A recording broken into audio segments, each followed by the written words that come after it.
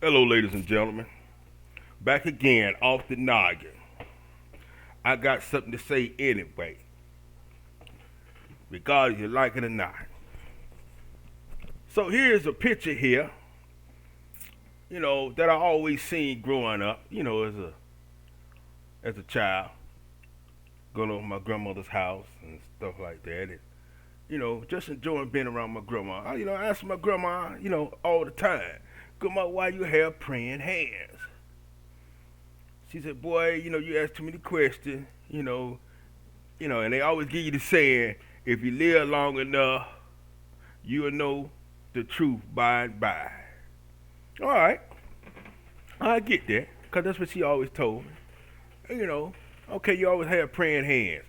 So I said, well, why not have the face of Jesus in the house? She said, no, because no one knows what Jesus looked like except the people back then in the days who actually walked with him. John in Revelations, he gave you a brief description of what Jesus looked like. Eyes like a furnace, feet of brass, hair of wool. So, that gives you an indication that he was, black, definitely not Caucasian. But anyway, so she was like, okay, all right, but you just pray to God and things like that. But understand, by and by, you understand, you understand it better by and by. That's what she was saying. I said, okay. So I'm looking at it. So, years go by, and I'm still wondering why. They would have praying hands in there, but my grandma would pray every night. Until, the Lord will reveal things to you over time. Maybe years later, maybe days later, maybe hours later. But until I see this picture here, whoa, Nelly, Sally Sue, ain't nowhere in the freaking hell. Now I know why they had praying hands in the freaking house. Cause they had to look around first back in the days of slavery time. This had to be during slavery time. It can't be during modern times. I mean, look, somebody playing a prank on me if it is. But it had to be during slavery time. This is a picture of a white man sitting on a black woman's back, sitting on her back while it's on her back, and she's bending over, balancing this guy. And he's sitting here with his hands folded like he had no care in the world. Man, I tell you. Now I know why, back in the day, the parent got praying hands. Because they know the repercussions of, back in the day, they put their hands on a white man, a white woman, a white child, whatever it was, whoever it was. But so they had to take care of their family. They had to make it through the hard times and stuff like that. So instead of just going off the handle, they look at the hands first, and they would, they wouldn't forget to pray to the Lord. So that's a symbolism of not forgetting to pray before they react.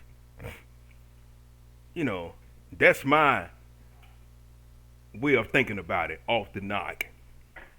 All right, but today, this is today now.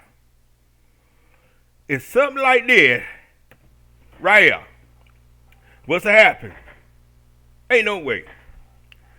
Ain't no way in the world I could even fathom today a white man sitting on a black woman's back like that, smiling. I mean, regardless, if he catch the pose in a second, he's smiling. I guarantee you, you had to have a good damn photographer to catch that second pose. Cause the next shot, it goes that fast. When you take pictures, it goes that fast. Cause the next shot, I guarantee you, the next shot, this joker will be running. Or on his back one. Guarantee you. Now, there's no way in the world of today that he can get that shot of a black woman and still be an untouchable today. There's no way. There's no way. Because it's, like Cypress Hill said it best. Time for some action. Time for some action. It would have definitely been action. You know, and back then they had a lot of hope, so that's why they prayed. They had a lot of hope. I understand. They prayed and hope things would get better. Hope the Lord would intercede and turn things around. But today, the way they turn things around today is strictly by action. So this guy, he should have hope today. Hope that she don't have a gun in the car. Hope that she don't have a blade or a knife on her. Hope that her dad is not looking at it and he got a gun. Hope that her brother's definitely not around. Hope that her man doesn't even see that. Cause his hope would be over. Cause what they call it today, let me see, what's the two words? Instant karma. Yeah, that's what it is. Instant karma. Cause you sit on somebody else's back, it'll be somebody on your back. Guarantee you. Real quick, lickety split. It wouldn't be no problem. They'll think about it later. Oh man, you know what? I should have talked to him first before I knocked him out or something like that.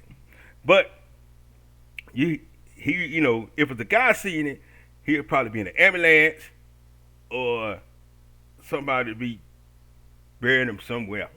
I don't know where to get buried at, But somebody would have planted him somewhere. Real quick, fast, in a hurry. But today, you know, today, they took the Bible and stuff out of the schools and stuff like that. And they're definitely out of the home because if you jump on a black woman's back like that, buddy, she ain't praying to God until later. Praying to God to get her out of the trouble that she's in from cutting you from the rooter to the tutor. Sliced up, diced up. That's what they pray to God for today. Now, this is what I just wanted to bring up because, I was always trying to analyze the two. Why you got praying hands? They prayed to God because they wanted to stay out of trouble. They didn't want to get shot, killed, or hung. But now it's all action, instant karma, not credit karma. Because if it is credit, it's bad credit on this guy here. Guarantee you. But that's all I wanted to bring up when I saw this picture. Now I understand why it was a reason for the praying hands. They want to be reminded of, okay, we need to pray to God first. Stuff like that. But now people are praying to God to get out of trouble. That's all I need to talk about. I'm out.